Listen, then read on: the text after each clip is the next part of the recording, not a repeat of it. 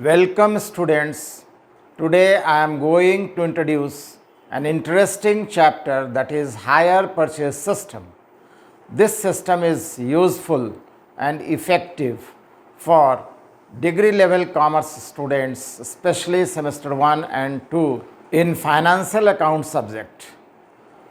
Also useful for professional courses like CA, Chartered Accountancy, Company Secretaryship and CMA, and other professional courses and vocational courses related to commerce subject. Hire purchase system is a system of purchases and sales of goods and services.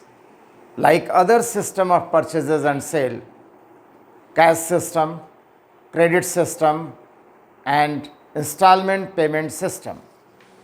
The other popular system of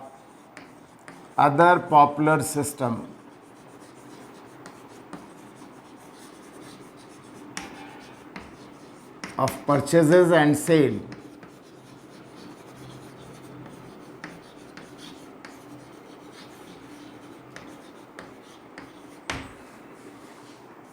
cash system,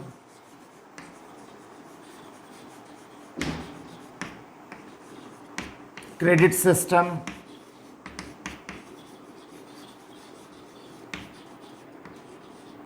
installment payment system.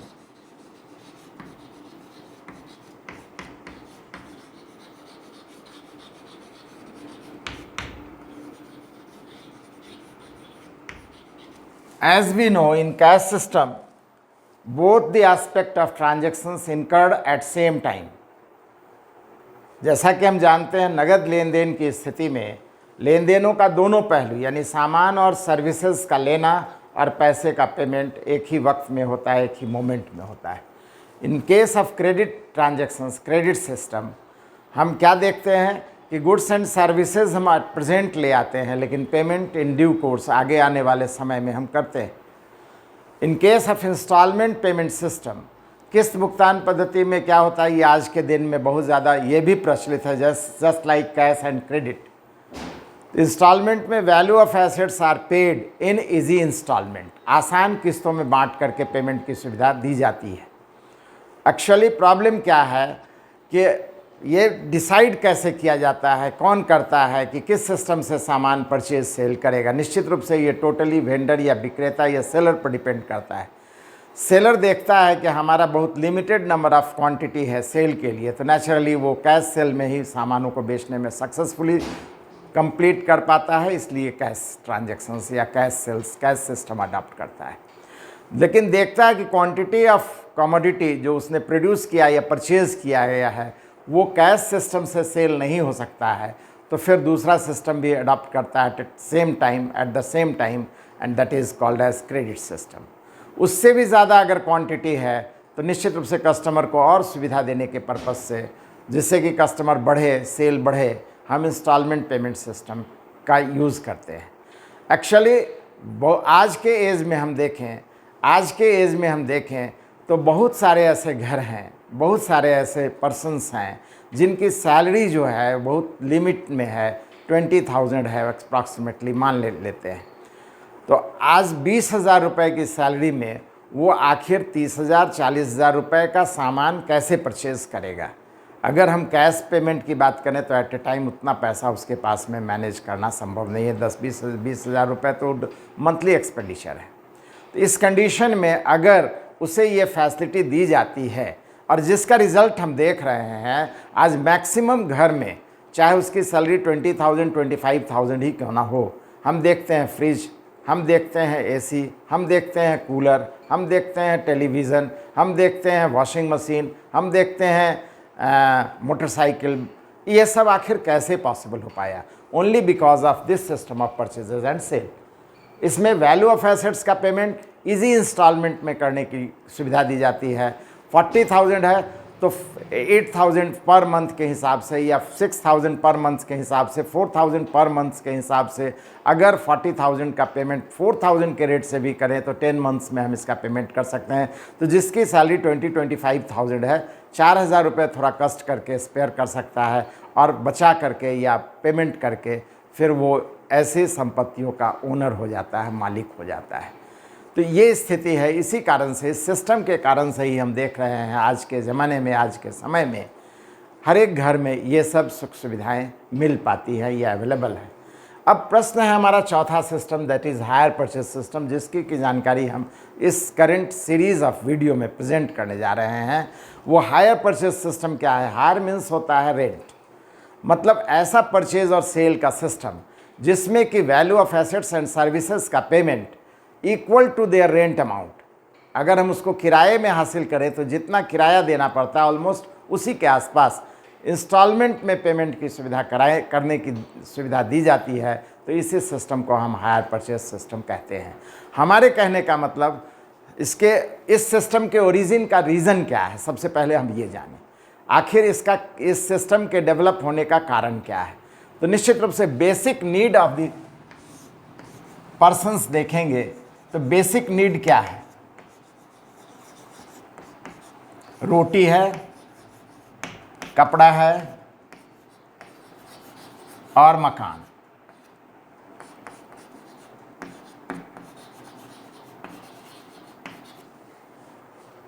इसमें हम देखते हैं हर व्यक्ति रोटी और कपड़ा तो हासिल करने में सक्षम है। इवन गवर्नमेंट भी जो है रोटी और कपड़ा उपलब्ध कराने में सक्षम है। हाँ, वो निश्चित रूप से उसके ऊपर में उसकी इनकम पर डिपेंड करता है। अगर इनकम लिमिटेड है, छोटा है, कम है, तो ऐसी स्थिति में सूखी रोटी खा करके काम चला लेता है। अगर इनकम ज़्यादा है तो उसमें बटर और घी लगा करके और रिच बना करके वो खाने का काम करता है। इसी तरीके से कपड़े में भी अगर हमारी कैपेसिटी कम है तो हम बिल्कुल साधारण और सस्ते कपड़े से काम चला लेते हैं। अगर हमारी क्षमता ज़्यादा है तो हम एक से एक कॉस्टली कपड़े को पहनते हैं।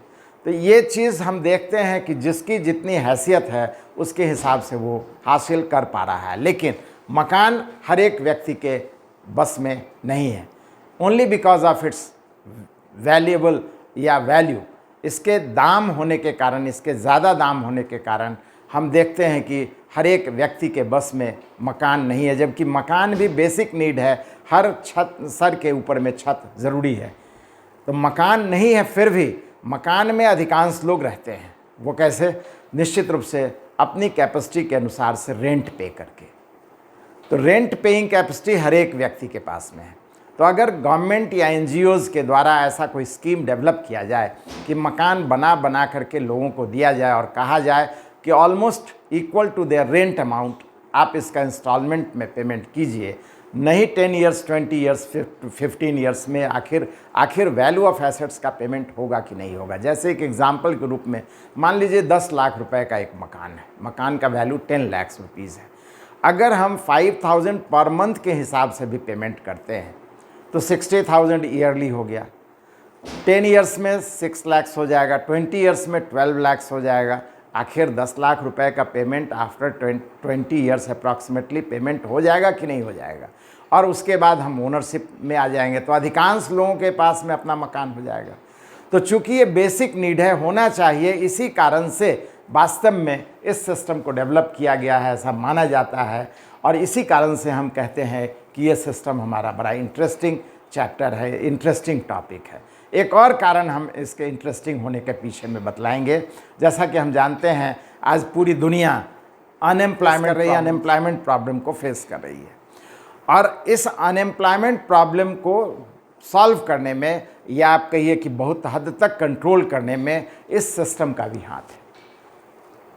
यहाँ पर कोई बिजनेस एक्टिविटी नहीं नया क्रिएट किया गया है, बस परचेज और सेल के सिस्टम को चेंज किया गया और इससे लोगों में सेल्फ एम्प्लॉयमेंट अपॉर्चुनिटी या लिवलीहुड का मीन्स या साधन उनको मिल गया है। सिर्फ परचेज और सेल के सिस्टम को चेंज किया गया है। आज हम देखते हैं कि शहरों में भी, गांव देहातों में भी फूस का मकान है, साधारण सा मकान है, लेकिन 4 व्हीलर उसके यहाँ हमें खड़ा मिलता है। इसके पीछे में क्या कारण है? उसकी परचेजिंग कैपेसिटी 5 लाख रुपए की गाड़ी को खरीदने की नहीं, लेकिन बैंकों के द्वारा ऐसी सुविधा दी गई है कि आप ऐसे एसेट्स को, ऐसी संपत्तियों को, ट्रक को, कार को आप ले जाइए, परचेज कर लीजिए और इसका payment equal to their rent amount, rent के जैसा किस्त में आप पेमेंट कीजिए। जैसे मान लीजिए हम यहाँ से किसी दूसरे शहर की ओर 4 चक्के से यानी 4 व्हीलर से, कार से अगर हम जाते हैं और रेंट पर लेकर के जाते हैं और 1000 रुपीज़ पर डे के हिसाब से देना पड़ता है, तो अगर हमारी अपनी कार है और हम इसको रेंट पर चला रहे हैं तो 1000 रुपीज़ के हिसाब से 30 दिन का 30,000 आ जाता है। नहीं 30,000, 10 दिन रेस्ट में भी रहा गाड़ी तो 20,000, 15,000, एटलीस्ट 15,000 में तो कोई डाउट नहीं है, आराम से हम 15,000 रुपये महीने में अर्न कर सकते हैं। अब 15,000 रुपये में मान लीजिए 4-5 हज़ार रुपये हमारा ड्राइवर का खर्च है, 6-7-8 हज़ार रुपये हमारा इंस्टॉलमेंट अगर आ जाता है किराए के जैसा, किराए के वैल्यू से ही देखिए हम पेमेंट कर पा रहे हैं, फिर भी 2-4 हज़ार रुपये हमारा 2-3 साल तक इंस्टॉलमेंट पेमेंट होगा। और शुरू में वियर एंड टीयर नाम का चीज़, नाम किसी तरह का की ज़रूरत नहीं होती है नई गाड़ी में। इस तरीके से 3-4-5 हज़ार रुपये की सेविंग्स के साथ, जिससे कि हमारा लिवलीहुड भी चलता है, और आफ्टर 3 और 4 ईयर्स जब टोटल इंस्टॉलमेंट का पेमेंट हो जाएगा तो पूरा अमाउंट हमारा अपना हो जाएगा, हमारी अपनी पूरी प्रॉपर्टी हो जाएगी और पूरा इनकम हमारा हो जाएगा।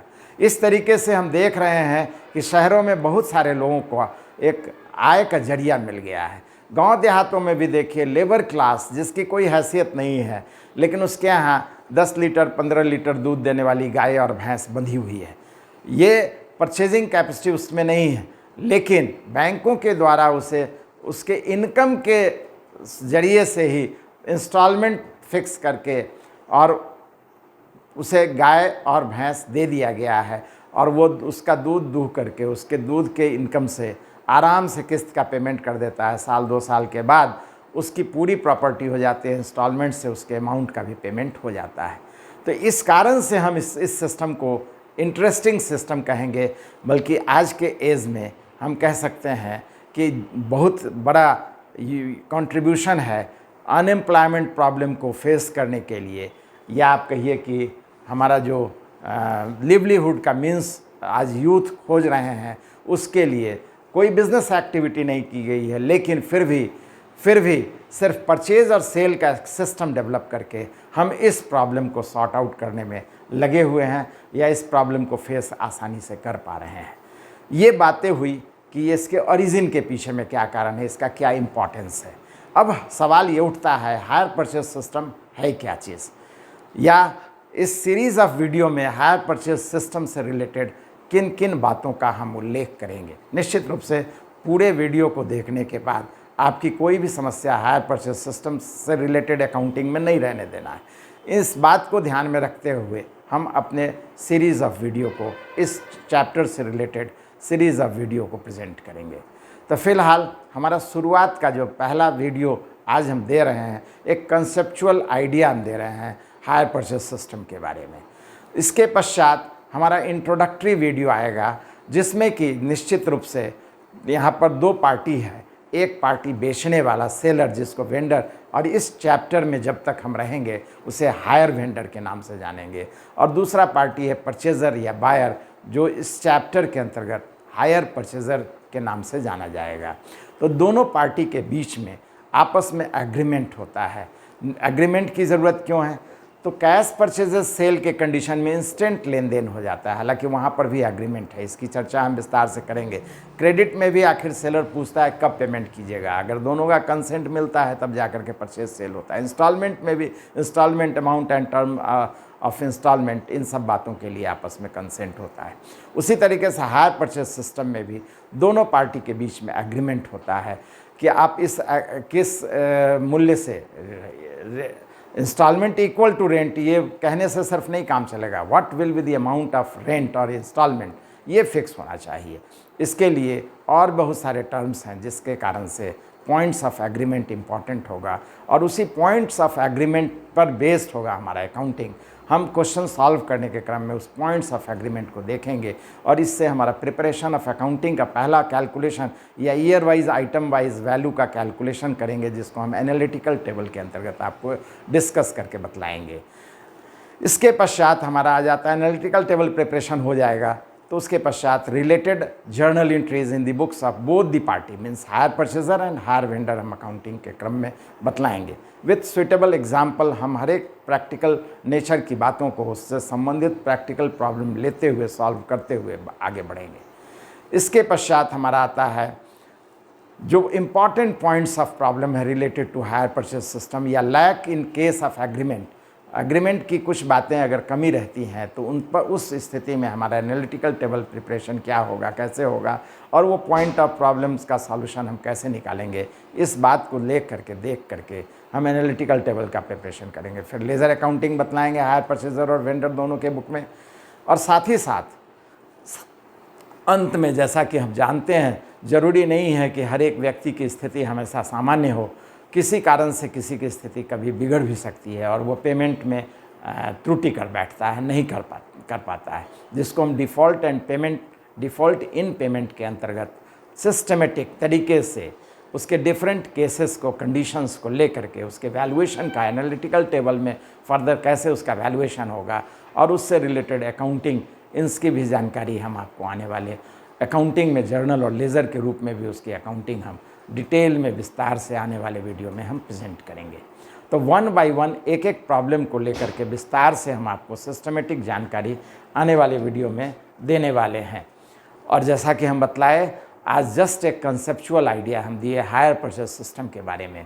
हमारा जो जस्ट नेक्स्ट वीडियो होगा, ठीक आगे का जो वीडियो होगा वो हमारा वो points, important points of agreement and preparation of analytical table से रिलेटेड होगा, पर बेस्ड होगा। इस तरीके से आप इस चैप्टर को अगर कंटिन्यूअसली लगातार आप हमारे वीडियो को लगातार देखते रहिएगा और प्रैक्टिकल नेचर की जब बातें आ जाती हैं तो उससे रिलेवेंट क्वेश्चन को अपने बुक से, चाहे बुक कोई भी हो, आप सॉल्व करते जाइएगा तो कोई समस्या नहीं रह जाएगी। फिर भी आप हमेशा फ्री हैं, अगर कोई समस्या आपको पॉइंट आउट होता है तो आप हमारे वीडियो के कमेंट सेक्शन में अपनी बात को रख सकते हैं। हम अर्लीस्ट आपको सेटिस्फैक्ट्री आंसर देंगे जिससे कि कोई समस्या फिर नहीं रह जाएगी। हमें उम्मीद है आप हमारे वीडियो को लगातार देख रहे हैं। हमारा वीडियो जैसा कि आप जानते हैं न सिर्फ डिग्री लेवल बल्कि +2 लेवल में भी, CBSE हो चाहे डिफरेंट स्टेट बोर्ड हो, डिग्री लेवल में भी ऑल इंडिया बेसिस पर जितने भी चैप्टर्स हैं हर एक को हम 1 बाय 1 कहीं ना कहीं आपको शामिल कर लेंगे अपने वीडियो में, सीरीज़ ऑफ वीडियो में। और इसके अलावा आप लोगों का जो प्रॉब्लम आ रहा है, प्रॉब्लम की जानकारी होती है, उससे हमारा एक इंटरेस्ट और डेवलप करता है। प्रॉब्लम को सॉल्व करने के कारण से हमारा नंबर ऑफ़ वीडियोस बढ़ता चला जा रहा है और नए नए चैप्टर्स, अभी बहुत सारा चैप्टर्स बचा हुआ है, एक एक करके हम सब की जानकारी भी लेते जाते हैं। और हमारा वीडियो इस कारण से न सिर्फ कॉमर्स स्टूडेंट्स के लिए या कॉमर्स के डिग्री और इंटरमीडिएट के लिए बल्कि professional courses, CA, company secretaryship, CMA यानी कॉस्ट अकाउंटेंट, हर एक के लिए यूज़फुल है। बहुत सारे प्रोफेशनल कोर्सेज हैं जैसे master of business administration, MBA course हो गया, इवन MCA में भी, BTech में भी हम देखते हैं कि कहीं ना कहीं अकाउंट्स पढ़ना पड़ता है एक पेपर के रूप में। हर जगह होटल मैनेजमेंट, हर जगह CND हो गया, मतलब बहुत सारे ऐसे प्रोफेशनल कोर्सेज़ हैं। इवन डिपार्टमेंटल एग्ज़ाम के लिए भी, कॉम्पिटिटिव एग्ज़ाम के लिए भी हमारा वीडियो आपको निश्चित रूप से मददगार होगा, हेल्पफुल होगा। इसी कारण से आप हमारे वीडियो को रेगुलर देखते रहिए और निश्चित रूप से उसमें जो बटन है, आइकन है, बेल बटन, उसको ज़रूर प्रेस कीजिए जिससे कि आने वाला वीडियो का नोटिफिकेशन आपके पास में पहुंच जाए। और हमें उम्मीद है आप हमारे वीडियो को ज़्यादा से ज़्यादा शेयर कीजिएगा। किसी भी जो परिचित हैं आपके, जो कॉमर्स से रिलेटेड स्टूडेंट्स हैं, एकदम lower level to highest level, किसी भी लेवल के स्टूडेंट को आप शेयर कीजिए, उनके लिए भी फ्रूटफुल होगा। और अब तक आप सब्सक्राइब नहीं किए हैं तो आवश्यक रूप से सब्सक्राइब कीजिए। Thank you.